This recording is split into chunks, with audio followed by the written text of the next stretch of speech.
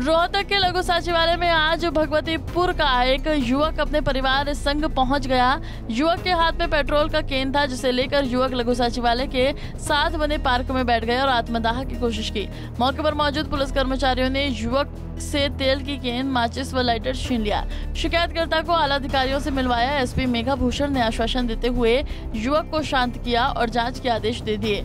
युवक ने पुलिस पर आरोप लगाया है कि जमीनी विवाद के चलते उनकी मां के साथ मारपीट की गई, जिसकी शिकायत उन्होंने पुलिस को भी दी, लेकिन पुलिस ने दूसरे पक्ष पर कार्रवाई करने की जगह उनके परिवार को ही प्रताड़ित करना शुरू कर दिया। मैं भगवतीपुर निवासी हूँ। मेरी मां के साथ 18 तारीख को मारपीट हुई। 18 तारीख को जब मारपीट हुई, मेरी वाइफ और मेरा पिताजी घर पे नहीं थे। उन्होंने मारपीट में मेरे परिवार के सभी का नाम लिखा दिया। मामा थे जी। मेरी माताजी घर पे थी, उसके साथ झगड़ा हुआ था और जो गली में जो जंगला उसको बंद कराने गए हुए थे, उसके उपाधि को मारपीट, इसके कान के बाल है, इसको मैं मेडिकल में लेके गया हूँ, मैंने इसकी रिपोर्ट कराई है मेरी माँ। तो अब क्या हुआ कि वो बोले कि ये गली नहीं है। मैंने बोला मैं गली के कागज़ निकाल देता हूँ मैं और फिर आपको दे दूँगा।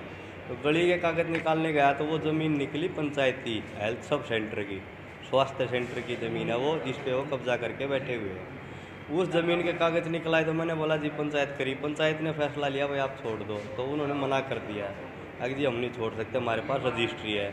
अब वो 2011 में उस ज़मीन की रजिस्ट्री करवा चुके हैं। ये पता नहीं है कि वो रजिस्ट्री किसने करी, कब करी, पर वो डॉक्यूमेंट उन्होंने थाने में सबमिट कर दिए, जिसके ऊपर बोले कि ये ज़मीन ही नहीं की है। थाने में उन्होंने रजिस्ट्री जमा करा दी है। अब उस ज़मीन का मैं ये चाहता हूँ कि पता चले कि इसमें कौन शामिल है, कितने रुपए में बेची है, वो कैसे बिकी है और किसने करी। अच्छा, आप आत्मदाह करने के लिए आए?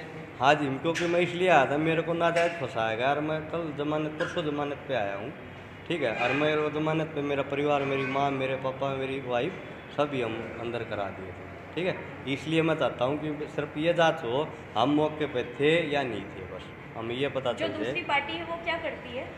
वो जी वो पटवारी है, एक पटवारी है, पटवारी है। वो बोलता है कि ये रजिस्ट्री मैंने बनवा ली है और तो और भी बनवा। वहीं एसएसपी मेघा भूषण ने कहा है कि कई युवक ने आत्मदाह का प्रयास किया था, पुलिस ने सही समय पर उसे रोक लिया। मैंने खुद उसकी काउंसलिंग की और उसे आश्वासन दिया कि इस मामले में उसकी डीएसपी जांच करेंगे और आज तक पुलिस पर आरोप लगाए जा रहे हैं, उसका भी मामला जाँच के बाद ही सामने आएगा।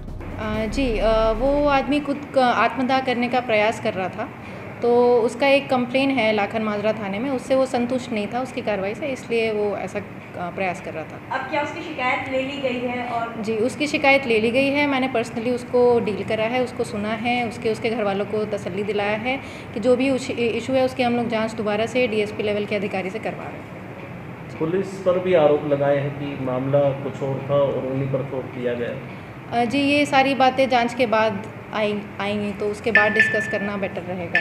तो पीड़ित युवक संतुष्ट है? जी, अभी तो संतुष्ट है और अभी मैंने उसका टाई अप भी करवा दिया था। वो अभी शांत होके गया है। उसके साथ बैठ के मैंने भी कुछ समय स्पेंड किया, उसकी कुछ काउंसलिंग भी की कि वो सीनियर अधिकारियों के पास आए अगर उसको कोई भी आपत्ति है, तो हमने उसके साथ कुछ समय भी स्पेंड करा। पुलिस ने पीड़ित के हाथ से कैन भी छीनी है पेट्रोल की।